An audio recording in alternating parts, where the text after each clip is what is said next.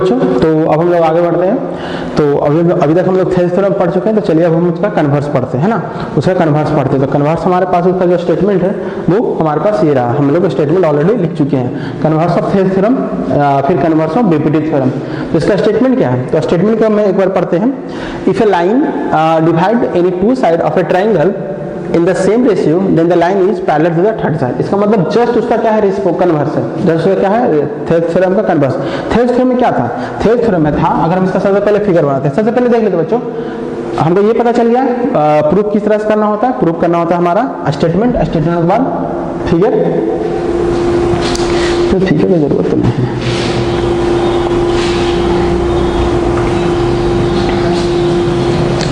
चलिए बच्चों, तो हम लोग आगे बढ़ते हैं। तो जो हमारा नेक्स्ट थ्योरम है यानी सेकंड थ्योरम है वो आपका है कन्वर्स ऑफ थेल्स थ्योरम। आपका जो क्या है वो कन्वर्स ऑफ थेल्स थ्योरम। तो थ्योरम प्रूफ करने का तरीका आपको पता था बच्चों, यानी वे ऑफ थ्योरम प्रूफ करने का तरीका क्या था, स्टेटमेंट होना चाहिए, है ना, स्टेटमेंट, उसके बाद फिगर, फिगर के बाद गिवन, प्रूफ, कंस्ट्रक्शन अगर जरूरत है तब प्रूफ, और उसके बाद लास्ट में क्या था आपका प्रूफ। लास्ट में आपको क्या था यहाँ पे प्रूफ। ये आपका क्लियर था। तो अब हम यहाँ पे देखते हैं स्टेटमेंट पढ़ते हैं इसका। सबसे पहले स्टेटमेंट गिवन है या नहीं, सबसे पहले हम इस पे वर्क करते हैं। Statement, if a line divide any two side of a triangle then the same ratio then the line is parallel to the third side. हाँ, स्टेटमेंट गिवन है। चलिए स्टेटमेंट बनाते हैं, उसके बाद इस तरह के इसको प्रोसीजर क्या करेंगे हम लोग फॉलो करेंगे। तो हमारे पास जो स्टेटमेंट है उसके अनुसार जो हमारा फिगर बनेगा, इधर हम लोग बना लेते फिगर बच्चों, हम ध्यान देखिएगा।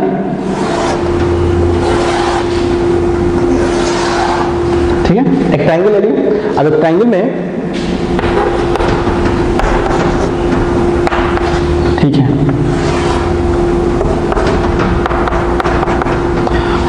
तो एक फिगर है। If a line divide any two side, एक लाइन है जो दो साइड को डिवाइड कर रहा है। दो साइड को डिवाइड करने पे ये सेम रेशियो में आ रहा है। क्या आ रहा है, सेम रेशियो में आ रहा है। तो प्रूव करना है ये जो लाइन है वो थर्ड साइड के पैरेलल होगा। ये जो लाइन है वो क्या थर्ड साइड के पैरेलल होगा, यानी कि जस्ट आपका थेल्स थ्योरम का अपोजिट है। जस्ट आपका थेल्स थ्योरम क्या है, अपोजिट। थेल्स थ्योरम में क्या था, गिवन और टू प्रूफ में अगर हम देख लेते हैं, है ना, तो थेल्स थ्योरम में गिवन और टू प्रूफ क्या उल्टा था। इसमें गिवन है आपका AD अपॉन DB, यानी कि सेम रेशियो में डिवाइड कर रहा है। और प्रूफ क्या करना है आपको, D पैरेलल BC। प्रूफ क्या करना है आपको, D पैरेलल BC, यही ना। यानी कि अब थेल्स थ्योरम में क्या था कि दिया हुआ था D पैरेलल BC और ये प्रूफ करना था, यानी एक दूसरे को हम लोग रेसिप्रोकल कर रहे हैं, इसलिए आपका क्या है, इसका नाम आपका कन्वर्स ही है, कन्वर्स ऑफ थेल्स थ्योरम है।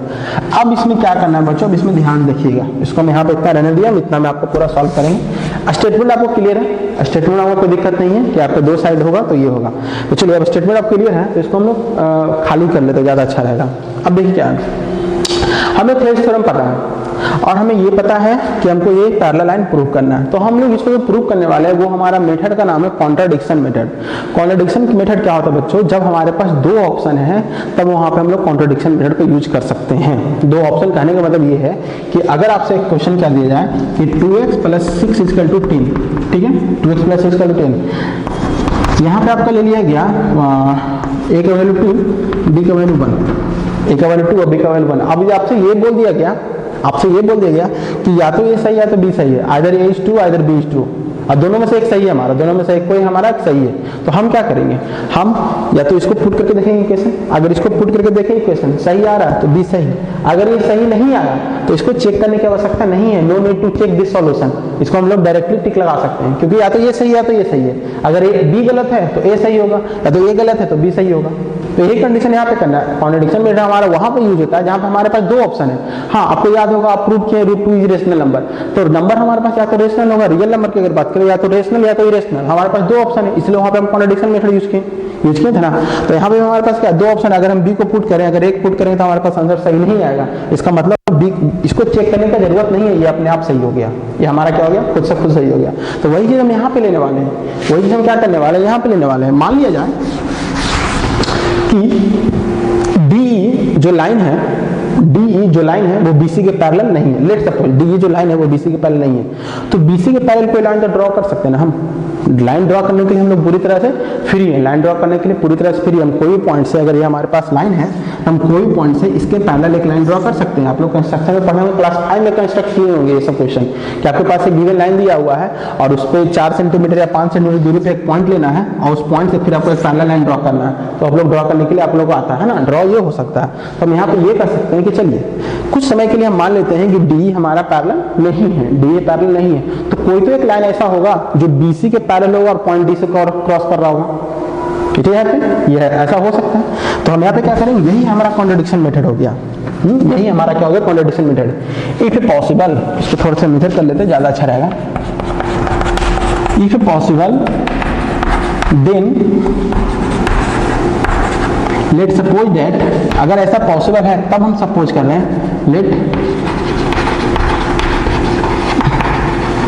सपोज दैट एक डीएफ लाइन ले लेते हैं ना हम,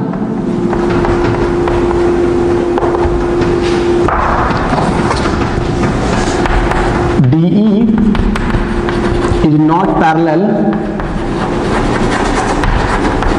to BC। देखो कोई एक लाइन हमारा, कोई एक लाइन जो हमारा क्या कर रहा है, पैरेलल यहाँ पे है, तो कोई एक लाइन पैरेलल है, तो हम यहाँ पे लिख लेते हैं देन DF, यहाँ पे लिख लेते हैं and DF is parallel to BC। एकदम सिंपल है ना, एकदम सिंपल है। यानी कि हमारा पास क्या ले लिया गया है, DA पैरेलल BC ले लिया गया है। बहुत सिंपल तो क्वेश्चन है, बहुत समझ है। यहाँ तक अभी तक हम क्या किए, हमारे पास ये गिवन था, हमको लाइन पैरेलल प्रूव करना है। तो लाइन पैरेलल प्रूव करना है, BC के पैरेलल D है, ये प्रूव करना है। तो हम कुछ समय के लिए मान लिए कि BC के पैरेलल D नहीं है, ठीक है, मान लीजिए कि चलो पैरेलल नहीं है, तो कोई तो एक ऐसा लाइन होगा जो कि पैरेलल होगा। तो हम एक DF लाइन ले लिए जो कि BC के क्या है, पैरेलल है, जो कि D से क्रॉस कर रहा है। हम लोग किसी भी लाइन के कोई पैरेलल लाइन ड्रॉ कर सकते, कोई दिक्कत नहीं है। तो अब हमारे पास क्या आ गया कि DA पैरेलल BC आ गया। तो अगर हम ट्रायंगल इसकी बात करें, ट्रायंगल ABC की बात करें, DA पैरेलल BC हो गया। तो DA पैरेलल BC हो गया। तो अभी हम थेल्स थ्योरम पढ़े हैं by BPT theorem. BPT theorem क्या कहता है कि अगर कोई ट्रायंगल में एक लाइन पैरेलल है तो पैरेलल लाइन ट्रायंगल के अदर दो साइड को सेम रेशियो में डिवाइड करता है। सेम रेशियो में क्या करता है, डिवाइड करता है। यानी कि यदि DA पैरेलल BC है तो DF पैरेलल BC, तो D और F जो पॉइंट है वो इसको सेम रेशियो में डिवाइड करेंगे। क्या करेंगे, वो सेम रेशियो में डिवाइड करेंगे। यानी हमारे पास ट्रायंगल, इस ट्रायंगल का बात किया जा रहा है, ये ट्रायंगल है ना, और DA पैरेलल BC है। तो DA पैरेलल BC है तो AD upon DB equal to AF upon FC। तो बाय थेल्स थ्योरम हम लिख सकते हैं यहाँ पे AD upon DB equal to AF upon FC। तो यहाँ पे कोई प्रॉब्लम नहीं है, तो हमारे थेल्स थ्योरम से हुआ, ये हमारा कहाँ से हुआ, थेल्स थ्योरम से, कि AD upon DB equal to AF upon FC, और BC और DF हमारा क्या है, पैरेलल है। तो अगर हम थोड़ा सा देखा जाए तो AD अपॉन DB यहाँ पे भी है, AD अपॉन DB यहाँ पे भी है। तो हमारे पास गिवन क्या है, अब इसको हम गिवन से कंपेयर कर लेते हैं। AD DB equal to AEC, given से कंपेयर करते हैं। इसको इक्वेशन 1 मानते हैं, इसको 2 मानते हैं। तो हमारे पास क्या आ गया, 1 है 2 से AF equal to FC equal to AE equal to EC। इसको हम क्या कर लें, कंपेयर कर लें। अच्छा, कंपेयर कर लें 1 और 2 से, दोनों का हमारा क्या है, LHS बराबर है, तो RHS भी क्या होगा, बराबर होगा। देखो ये कहाँ से आया बच्चों, ये आया हमारा थेल्स थ्योरम से, AD upon DB equal to AF upon FC। और ये कहाँ से आया बच्चों, AD upon DB equal to AF upon FC। तो ये हमारा ऑलरेडी गिवन है, ऑलरेडी हमारा क्या है, गिवन है। तो जब LHS बराबर तो RHS बराबर हो गया, कोई दिक्कत नहीं है। अब इसको हम थोड़ा देर के लिए इसमें हम दोनों तरफ 1 ऐड कर देते हैं। अब 1 ऐड क्यों कर रहे हैं, उसका बेनिफिट आप देखिएगा। 1 ऐड हम क्यों कर रहे हैं, उसका बेनिफिट देखिएगा। ऐड 1 बोथ साइड, अगर हम दोनों तरफ 1 ऐड कर रहे हैं तो AF, ठीक है ना। तो आपके पास क्या हो गया, AF प्लस FC,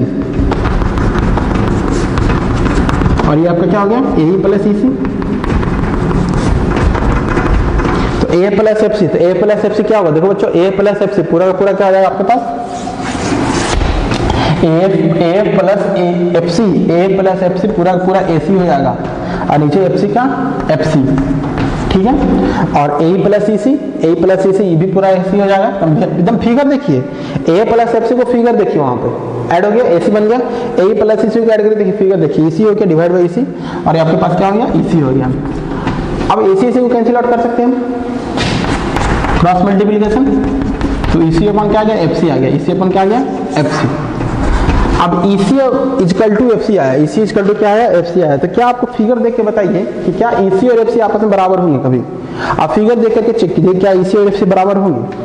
आपको फिगर देख के लग ही रहा है कि नहीं सर ये तो दोनों कभी बराबर नहीं होंगे। तो इसके बाद आप दो तरीके से लिख सकते हैं, इसके बाद आप इसको दो तरीके से सॉल्व कर सकते हैं। यहाँ पे या तो ये लिख सकते हैं कि दिस विल नेवर हैपन, ये हमारा क्या EC और अकॉर्डिंग टू फिगर यहाँ पे लिख देंगे, इसको हम लिख दें यहाँ पे, चॉक चेंज कर लेते हैं थोड़ा सा, तो हम यहाँ पे लिख देते हैं according to figure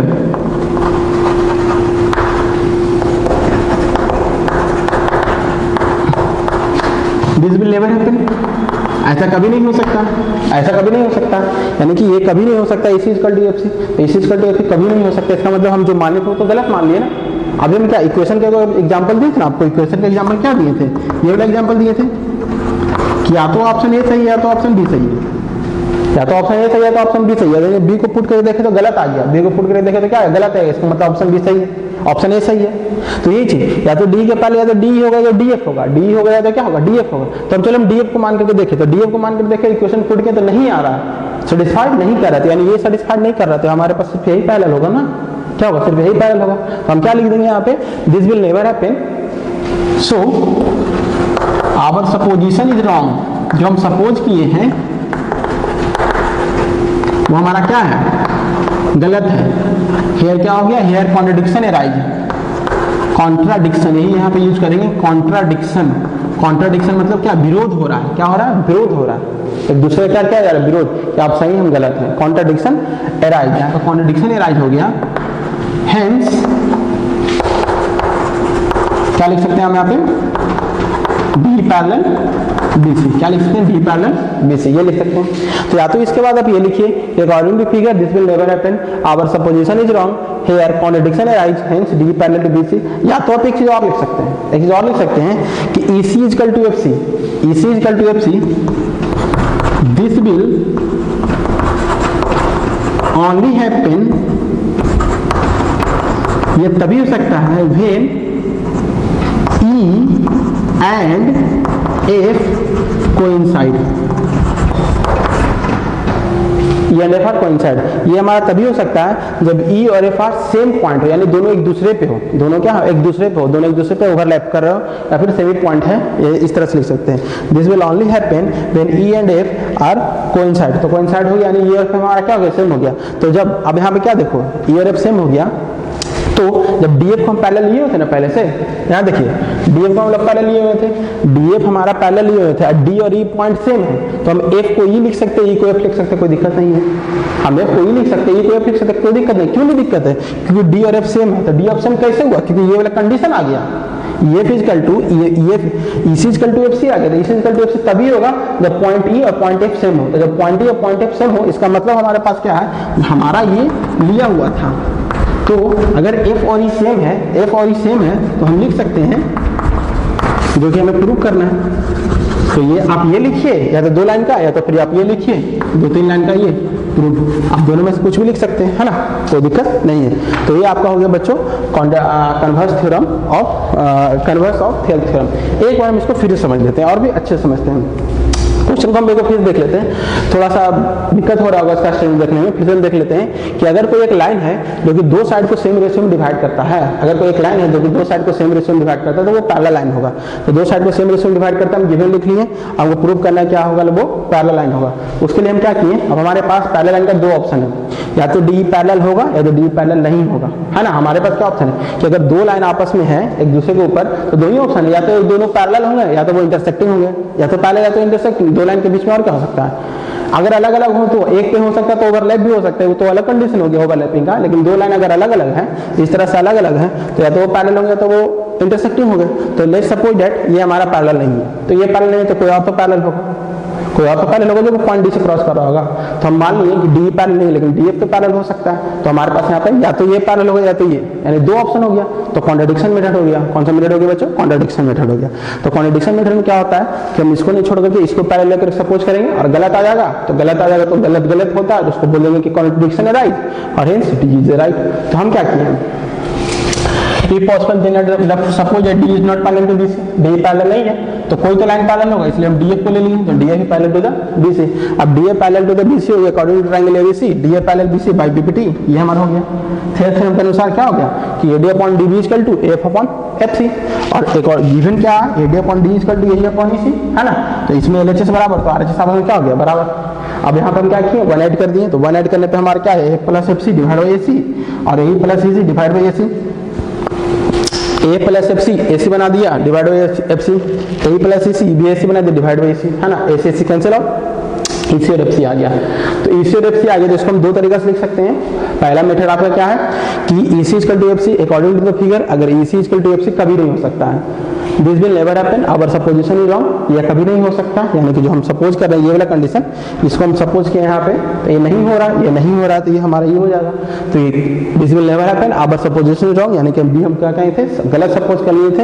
here contradiction arise, hence option A is always, option A is correct. Option A क्या था, डी पैरेलल टू बीसी। या फिर हम ये लिख सकते हैं कि ये हमारा तभी हो सकता है जब ई और एफ हमारा कोइंसाइड हो जाए, यानी ई और एफ दोनों क्या हो जाएगा, सेम पॉइंट हो जाए। तो ई और एफ अगर सेम पॉइंट है तो मानेंगे क्या है हम, D A parallel to BC, और एफ हमारा ये सेम पॉइंट है तो एफ को हम भी ले सकते हैं डी पैरेलल टू बीसी। तो यही हमारा प्रूव करना था। आई होप सब बच्चों को क्लियर है ना। तो सब बच्चों क्लियर है, इसको जल्दी से नोट डाउन कर लीजिए बच्चों, जितना अच्छा से नोट्स बनाइएगा उतना आपके लिए बहुत अच्छा रहेगा, है ना। नोट डाउन कर लीजिए, इसको पॉज करके नोट डाउन कीजिए या फिर इसका स्क्रीनशॉट ले लीजिए, एज यू विश। चलिए, तो अब हम लोग अपना अगला टॉपिक की तरफ बढ़ते हैं। नेक्स्ट टॉपिक जो आपके पास है वो है रिजल्ट ऑन बीपीटी। कुछ रिजल्ट है उसको हम लोग थोड़ा देख लेंगे, उसके बाद हम लोग इसका क्वेश्चन आंसर शो करेंगे।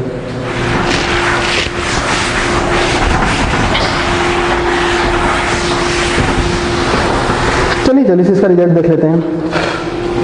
तो सबसे पहले हम ट्रायंगल को बना लेते हैं। अकॉर्डिंग टू थ्योरम क्या हो जाएगा, कब, जब डी पैरेलल बीसी हो, जब डी पैरेलल बीसी हो तो AD upon DB equal to A upon EC, है ना। तो हम इसको इस तरह से लिख सकते हैं कि AD upon DB equal to A upon EC, AD upon A B अगर हम चाहें इसमें तो हम ऐड कर देते हैं एक। चलिए हम एक ऐड कर देते हैं इसमें दोनों तरफ। तो इससे क्या आ जाएगा, AD plus DB, AD plus DB direct हम लिखें A B upon DB, A plus C क्या आ जाएगा, ए सी अपॉन डीबी। एक आपका ये हो गया, एक आपका ये हो गया। अच्छा, इसको आप क्रॉस मल्टीप्लिकेशन करके आप ये भी लिख सकते हैं कि सर इसको थोड़ा सा हम क्रॉस मल्टीप्लिकेशन कर दिए तो हमारे पास इधर क्या आ गया, या फिर उल्टा ही कर लो ना, दोनों को रेसिप्रोकल कर लो, DB upon A B equal to DB upon A C, ये सब भी हो सकता है ना। ठीक है, अगर ये भी कर सकते हो आप, इसमें अभी क्या कर सकते हो, एक सब्ट्रैक्ट भी कर सकते हो, एक सब्ट्रैक्ट कर सकते हो, एक ऐड कर सकते हो। जनरली अगर हम यही चीज लेते हैं, ए बी अपॉन क्या ले लेते हैं, डी बी ले लेते हैं। चलिए, अच्छा डी बी तो दिया हुआ ही है, A B upon A D, A C upon A, ये भी हो सकता है ना। तो ये आप एक ऐड एक सब्ट्रैक्ट करके आप टोटली 6 रिजल्ट निकाल सकते हैं। सबसे पहले तो आपका ये रिजल्ट हो गया कि this upon this, this upon this, उसके बाद this upon this, this upon this, है ना। क्या लिखे हैं एक मिनट बाद, ए सी अपॉन ई सी ना, A C upon E C, this upon this, ठीक है, दिस अपॉन दिस, ठीक है। या फिर हम लिख सकते हैं दिस अपॉन पूरा दिस अपॉन पूरा दिस। इसका भी रेसिप्रोकल लिख सकते हो आप लोग, इसका रेसिप्रोकल लिख सकते हो डीबी अपॉन ए डी और ई सी अपॉन ए ई। कितना हो गया, 5 हो गया, एक और होगा, एक अब कौन सा बच गया आपका, हो गया A D upon D B का हो गया, A B upon B D हो गया, A B upon A D हो गया, ए डी अपॉन, हाँ ये नहीं हुआ, हम ये भी लिख सकते हैं, ध्यान देखिए, A D upon total A B और A E upon total A C, A B नहीं ए सी। तो ये सारा रिजल्ट है जो कि आप लोग निकाल सकते हैं। निकालना कैसे, बहुत ईजी, इसका रेसिप्रोकल कर दिए तो ये निकल गया, दोनों तरफ हम ऐड कर दिए तो ये निकल गया, इसका रेसिप्रोकल कर दिए तो ये निकल गया। अच्छा, वो कहाँ से निकाले होंगे बच्चों, वो क्या कहाँ लाए हैं, ए बी अपॉन, इसको उल्टा करके सब्ट्रैक्ट कर दो, इसको इसमें अगर हम एक सब्ट्रैक्ट कर देते हैं, इसमें हम अगर एक सब्ट्रैक्ट कर देते हैं तो ए बी में से डी बी गया, ए बी में से अगर डी बी जाएगा तो ए डी बचेगा ना। इसमें से अगर हम एक सब्ट्रैक्ट करके इसको सॉल्व करें तो आपके तो कुछ कुछ क्वेश्चन को सॉल्व करते हैं, है ना। तो कुछ कुछ क्वेश्चन को सॉल्व करते हैं, तो एनसीईआरटी से कुछ कुछ क्वेश्चन ले चुके हैं हम लोग, उसी को सबसे पहले सॉल्व करके देखते हैं, है ना। तो चलिए पहला क्वेश्चन आपका ये रहा। तो पहला क्वेश्चन आपका ये रहा एग्जाम्पल 2 यानी एनसीईआरटी का एग्जाम्पल 2 का ही है। हम लोग ब्रेक वहां से कट करके क्या किए, कॉपी कर लिए यहाँ पे।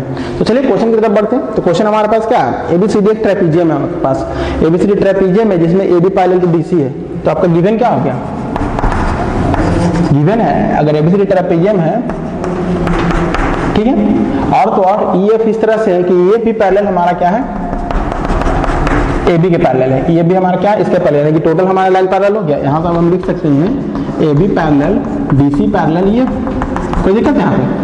आपके पास क्वेश्चन क्या था, आपके पास दिया हुआ था कि एबीसीडी एक ट्रेपीजियम है, तो एबीसीडी एक ट्रेपीजियम है तो AB पैरेलल CD, और साथ ही साथ दिया है E और F हमारा क्या है, कोई पॉइंट है नॉन पैरेलल साइड में, कोई पॉइंट है हमारा नॉन पैरेलल साइड में। तो ये पैरेलल हमारा DC है, क्या है हमारा ये पैरेलल DC।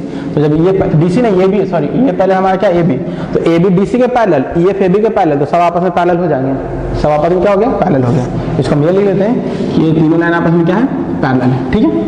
प्रूफ क्या करना है बच्चों, प्रूफ का नाम है AE upon ED equal to BF upon FC, AE upon ED equal to BF upon FC। तो सबसे पहले बच्चों यहाँ से हमको ये पता चल रहा है कि ये कहीं ना कहीं थेस थ्योरम का आउटपुट है। हमको यहाँ पे थेस थ्योरम यूज करना है, क्योंकि हमारा थेस थ्योरम का आउटपुट क्या होता है, रेशियो में आता है। थेस थ्योरम का हमारा जो आउटपुट है वो याद कीजिए आपका रेशियो में आया था AD upon DB equal to AE upon EC, और यहाँ भी हमारा रेशियो में आंसर आ रहा है। इसका मतलब कहीं ना कहीं थेस थ्योरम यूज होने वाला है। अब कहीं ना कहीं थेस थ्योरम होने वाला है, लेकिन यहाँ तो ट्रायंगल है ही नहीं, तो ट्रायंगल नहीं है तो थेस थ्योरम हम लोग कैसे यूज कर सकते हैं, हमको तो ट्रायंगल चाहिए। तो हम एक काम करेंगे, कंस्ट्रक्शन करेंगे। क्या करेंगे बच्चों, कंस्ट्रक्शन। बहुत सिंपल सा कंस्ट्रक्शन है कि इसको हम क्या करें कि हमारा ट्रायंगल के फॉर्म में आ जाए। तो हम इसमें क्या करेंगे, इसमें कुछ नहीं, A से C को मिला देते हैं। A से अगर हम C को मिला देते हैं तो वो हमारे ट्रायंगल के फॉर्म में नहीं आ जाएगा। देखो इधर से ट्रायंगल उधर से ट्रायंगल, तो कितना अच्छी चीज है, कितना हो गया ये कंस्ट्रक्शन। बहुत इंपॉर्टेंट बच्चों ये चीज हो गया, match A to C, A से C को क्या कर दिया, मैच कर दिया। अब हमारे पास क्वेश्चन क्या है, अब हमारे पास क्वेश्चन हम क्लियर, हम विजुअल है कि हमारे पास करना है AE upon ED equal to BF upon FC in which ABC triangle, ADC triangle और ABC ट्रायंगल, ADC ट्रायंगल और ABC ट्रायंगल। अब हमारे पास ट्रायंगल दिया है, इसका मतलब हम थेस थ्योरम अप्लाई कर सकते हैं। ट्रायंगल दिया है, इसका मतलब हम थेस थ्योरम अप्लाई कर सकते हैं। चलिए करते हैं, प्रूफ में करते हैं, आ जाते हैं प्रूफ में, है ना। चलिए ट्रायंगल कौन सा ले, AE upon ED, AE upon ED कौन सा ट्रायंगल है बच्चों, AE अपॉन ED लाने के लिए हम ट्रायंगल लेते हैं ADC। कौन ट्रायंगल लेते हैं, ADC। इसमें आपका क्या है, इसका कुछ नाम दे दीजिए, चलिए वो दे देते हैं हम OE पैरेलल DC। आपको पहले से OE पैरेलल DC, पहले से कहां से, यहां से देखिए OE यानी कि EF पैरेलल DC है, तो DC EF में ही हमारा OE है ना, EF में ही OE है, तो हमारे दोनों लाइन पैरेलल नहीं होगा, तो यही से ना हम यहाँ पे लिए हैं। अब ऐसे भी आप फिगर देखिए ना, तीनों लाइन आपस में पैरेलल, तो ये पूरा लाइन पैरेलल है तो आधा लाइन तो पैरेलल नहीं होगा ना। अगर पूरा का पूरा लाइन पैरेलल है तो आधा भी लाइन तो पैरेलल ही होगा, यानी वही पैरेलल जो हमारा DC। अब वही पैरेलल DC तो हम थेस थ्योरम अप्लाई कर सकते हैं यहाँ पे। तो थेस थ्योरम हमारा क्या कर रहा था, थेस थ्योरम था by BPT theorem, basic proportionality theorem, this upon this equal to this upon this, लिख लीजिए AE upon ED equal to AO upon OC। कोई दिक्कत है यहाँ पे नहीं है, यानी कि हमारे पास AE अपॉन ED आ गया, एक पार्ट आ गया, LHS आ गया। अब हमको RHS लाना, जो कि हमको AO इक्वल टू OC नहीं चाहिए, AO इक्वल टू OC नहीं चाहिए। तो AO इक्वल टू OC नहीं चाहिए अगर इफ हम AO equal to OC equal to ये ले आते हैं। अगर हम AO upon OC equal to BF upon FC ले आते हैं तो इक्वेशन 1 और इक्वेशन 2 से ये दोनों अगर बराबर है तो आपस में ये दोनों बराबर नहीं हो जाएंगे। इसका मतलब हमको ये लाना, तो ये कहां से आ गया बच्चों, तो इसमें अगर हम ध्यान दे रहे हैं तो हम कौन सा ट्रायंगल का ये बात कर रहा है, AOOC BFFC, AOOC BFFC। क्या ABC ट्रायंगल का बात कर रहा है ये, क्या ये ABC ट्रायंगल का बात कर रहा है, यस ABC ट्रायंगल का बात कर रहा है। क्या ABC ट्रायंगल में OF पैरेलल हमारा क्या है, AB है, OF पैरेलल हमारा क्या है, AB है, OF पैरेलल AB है। तो इसमें बाय BPT थ्योरम हम लगा सकते हैं। ये एक होता है बच्चों ज्योमेट्री बनाने का तरीका। ज्योमेट्री बनाने का तरीका क्या, हम लोग को लास्ट से सोचना है। ज्योमेट्री और अलजेब्रा में क्या अंतर, ज्योमेट्री और अदर पार्ट ऑफ मैथमेटिक्स में क्या अंतर है कि अदर पार्ट ऑफ मैथमेटिक्स हमको स्टार्टिंग में सोचना होता है कि स्टार्टिंग में हमको कैसे कैसे सॉल्व करना है, लेकिन ज्योमेट्री में हमको लास्ट से सोचना है कि हमको ये कहां से आएगा, ए अपॉन ईडी कहां से आएगा। तो लास्ट पॉइंट पर पहुंच गए ना, तो ए अपॉन ईडी आएगा थेल्स थ्योरम से। अब जैसे हम ए अपॉन ईडी ला दिए तो हमको इसके इक्वल टू हमको B F upon F C चाहिए, ए अपॉन ओ सी नहीं चाहिए, हमको चाहिए B F upon O C. तो इसके इक्वल टू अगर हम ये ले आते हैं A upon O C equal to अगर हम B F upon F C ले आते हैं तो हमारा काम बन जाएगा। तो ये कहां से आएगा बच्चों, तो ये आ गया आपका एबीसी, ट्रायंगल एबीसी से आ गया। कहां से आ गया बच्चों, ट्रायंगल एबीसी से आ गया। इसमें थेल्स थ्योरम अप्लाई क्यों हो गया, ये थेल्स थ्योरम हमारा क्या है, this upon this equal to this upon this, चाहे जिस तरह से लिखिए। अभी भी हम बताएं कि 6 क्राइटेरिया होता है, आप जैसे भी लिख सकते हैं। तब आपके पास इक्वेशन क्या, इक्वेशन 1 और 2 में हमारा ये दोनों पार्ट इक्वल है, तो ये दोनों पार्ट इक्वल है तो ये दोनों पार्ट भी इक्वल होगा। क्या हो जाएगा आपका,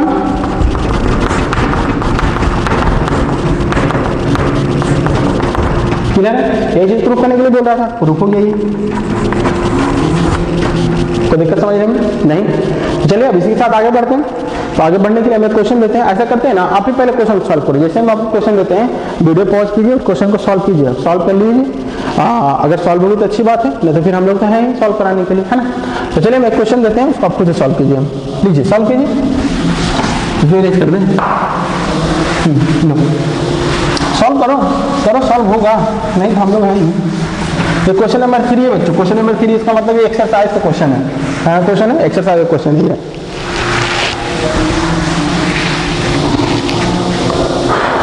चलिए एक्सरसाइज का क्वेश्चन है, अब इसको सॉल्व करते हैं। क्या आप लोगों से सॉल्व हो गया, चलिए देखते हैं क्या करना है। M upon A B, N upon N D, M upon A B, M कहाँ है, एम अपॉन ए बी। अच्छा ये थेल्स थ्योरम अप्लाई हो रहा है, उसका तो 6 पार्ट होता है ना थेल्स थ्योरम का। और क्या लाना है, N upon N D, N upon N D लाना है। चलिए ये तो कहीं ना कहीं बहुत इजी क्वेश्चन है बच्चों। आप एक बात बताइए, एम अपॉन एम बी किस ट्राइंगल का पार्ट है, एम अपॉन ए बी किस ट्राइंगल का पार्ट है, ट्राइंगल एबीसी का पार्ट है। किसका पार्ट है, ट्राइंगल एबीसी का पार्ट है। तो अब हम क्या चेक करेंगे कि ट्राइंगल एबीसी में क्या एम एल और बीसी पैरेलल लाइन है। अगर ये दोनों पैरेलल लाइन है तो इसके रिगार्डिंग हम एक इक्वेशन लिख सकते हैं। तो हम चेक करते हैं, हाँ है दिया हुआ है, LM parallel to CB, LM parallel to CB। अब हम डायरेक्ट काम करेंगे, डायरेक्ट लिखेंगे कि हमको चाहिए AM अपॉन MB, तो हम इसको लिख लीजिए। देखिए हम पहले लिख रहे थे AM अपॉन हमको क्या चाहिए, AB चाहिए। तो ये हम किस ट्राइंगल का पार्ट हो रहा है बच्चों, ये ट्राइंगल है ट्राइंगल ABC का। किसका पार्ट है बच्चों, ट्राइंगल ABC का। और उस ABC ट्राइंगल में हमारा ये गिवन है LM पैरेलल CB, इसको हम लिख देते हैं ब्रैकेट में given, LM parallel CB given है। तो अगर ये है तो by BPT, basic proportionality theorem, basic proportionality theorem, M upon A B, M upon A B, L upon L A N A C, this upon पूरा this, तो this upon पूरा this होगा ना, ट्रायंगल में ही नहीं कह रहा है, दिस अपॉन पूरा दिस, तो दिस अपॉन पूरा दिस, तो एल अपॉन एल सी। ये तो पहले वाला क्वेश्चन की तरह हो गया बच्चों। अब तुरंत आपको दिमाग काम कर रहा होगा कि यदि हम L upon L C equal to N upon A D ले आए, L upon L C equal to N upon A D ले आए, तब तो हमारा काम बन जाएगा ना, बहुत इजी काम बन जाएगा। तो हमको ये कहां से आएगा, तो L upon L C equal to N upon N D, L upon L C equal to N upon N D, यानी ये ट्राइंगल हमारा क्या है, एडीसी। अगर ट्राइंगल एडीसी में एल एन पैरेलल सीडी होगा तब काम बनेगा, क्योंकि लाइन तो पैरेलल चाहिए, थेल्स थ्योरम यूज करें तो हमको तो लाइन पैरेलल चाहिए। तो क्या लाइन पैरेलल दिया हुआ है, यस, काम बन गया बच्चों। ये दोनों लाइन हमारा पैरेलल दिया हुआ है, जब लाइन पैरेलल दिया हुआ है तो बाई बीपीटी हम लिख देते हैं यहाँ पे। तो ये तो बहुत इजी क्वेश्चन हो गया, ये तो बहुत इजी क्वेश्चन हो गया। फिर इक्वेशन 1, इक्वेशन 2, इक्वेशन 1 और 2 से आपका क्या होगा, इक्वल हो गया। क्या क्या इक्वल हो जाएगा, तो दिस इक्वल टू दिस, पिछले वाला क्वेश्चन की तरह ही है, from equation 1 and 2 N upon AD. Clear बच्चों, है ना, कोई ज्यादा दिक्कत, कोई ज्यादा डाउट नहीं है। तो चलिए अब इसी के साथ हम लोग तीसरा क्वेश्चन की तरफ बढ़ते हैं, नेक्स्ट क्वेश्चन की तरफ बढ़ते हैं। नेक्स्ट क्वेश्चन आपका क्या है, लीजिए बनाइए, आप भी बनाइए, आप ही बनाइए। क्वेश्चन आपका गिवन है, लीजिए बनाइए, आराम से बनेगा। आपसे क्यों नहीं बनेगा, आपसे भी बनेगा।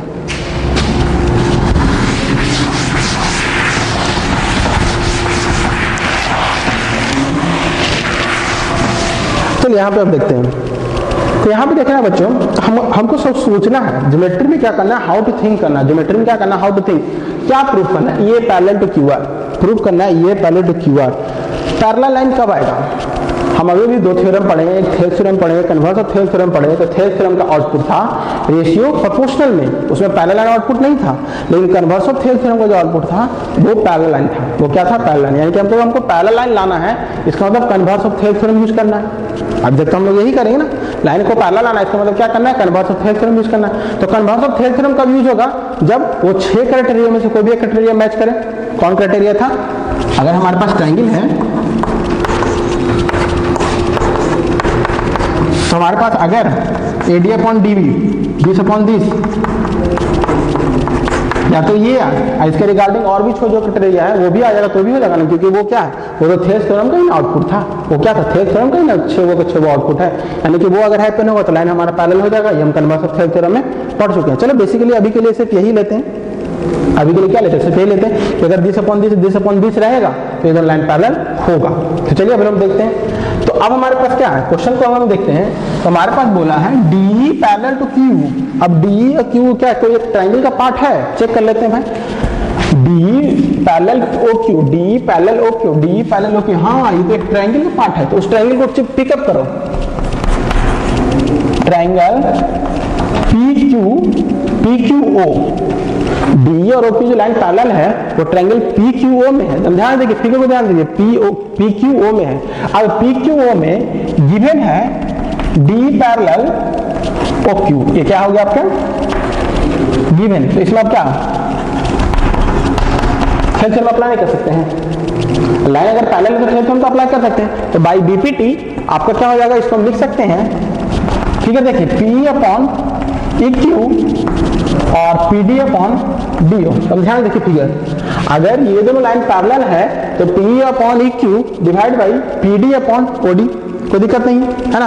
अब आगे बढ़ते हैं। अब दिया है DA पैरेलल OR। अब DA पैरेलल OR ये भी किसी ट्रायंगल का पार्ट है, तो इस ट्रायंगल का पार्ट है, तो ट्रायंगल कौन सा है, POR, DA पैरेलल OR। ये आपका क्या हो गया, गिवन। DA पैरेलल OR क्या हो गया आपका गिवन। तो जैसे आपका ये लाइन पैरेलल आया, तो लाइन पैरेलल आया इसका मतलब आपको क्या कर सकते हैं, थेल्स थ्योरम अप्लाई कर सकते हैं। तो थेल्स थ्योरम आपका क्या होगा, वहां पे हो जाएगा आपका PD upon OD, PD upon OD is equal to PF upon FR होगा ना। ये जो लाइन पैरेलल है, this upon this equal to this upon this, कोई दिक्कत नहीं। ये इक्वेशन 2 मान लेते हैं एक्सप्लेन के लिए, और ये इक्वेशन 1। अब इसमें आप चेक कीजिए DO, तो इसको भी DO ही लिख देते हैं ना, DO ही लिख देते हैं, दिक्कत नहीं। क्या ये दोनों आपस में बराबर है, अगर हमारे पास दो इक्वल सब्सटेंस है, दो इक्वल सब्सटेंस, ये दोनों अगर आपस में बराबर होगा तो क्या ये दोनों आपस में बराबर नहीं होगा। अभी तो तीसरा क्वेश्चन भी सेम टू सेम था, पहला क्वेश्चन भी वही था, दूसरा क्वेश्चन भी वही था, ये दोनों आपस में बराबर, तो ये दोनों अभी आपस में क्या हो गया, बराबर। सो 1 और 2 से, इक्वेशन 1 और 2 से आपको क्या लिख सकते हैं, यहाँ पे PE EQ के बराबर आपका हो जाएगा PF अपॉन FR। PE के बराबर आपका क्या हो जाएगा, PF अपॉन FR। अब इसको हम चेक कर दे, क्या ये ट्रायंगल का पार्ट बन रहा है। अगर ये ट्रायंगल का पार्ट बन रहा है तो हमारा लाइन पैरेलल हो जाएगा, अगर ट्रायंगल का पार्ट नहीं बन रहा है तो लाइन पैरेलल नहीं होगा। तो चेक करो, क्या PE upon PQ this upon this, PF upon FR this upon this, हाँ जी ये तो बन रहा है। अगर हम ट्रायंगल PQR की बात करें, ट्रायंगल PQR की बात करें तो E और F इन दोनों को सेम रेशियो में डिवाइड कर रहा है, सेम रेशियो में डिवाइड कर रहा है ना। तो हम यहाँ पे कर सकते हैं, सो ट्रायंगल PQR, ट्रायंगल PQR में आपका ये पैरेलल हो जाएगा QR। कहां से होगा ये, तो converse of Thales theorem, converse of BPT, converse of Thales theorem से लाइन क्या हो जाएगा आपस में पैरेलल। तो क्वेश्चन बहुत इजी था बच्चों, आप आई होप सबको समझ में आ गया होगा। फिर से रिकैप कर लेते हैं। दिया हुआ कि ये दोनों आपस में पैरेलल है तो ये भी पैरेलल होगा, प्रूव करना है। इसका मतलब हम यहाँ पे समझ गए converse of Thales theorem use करना है, और ये दोनों लाइन पैरेलल दिया, इसका मतलब थेल्स थ्योरम यूज करना है।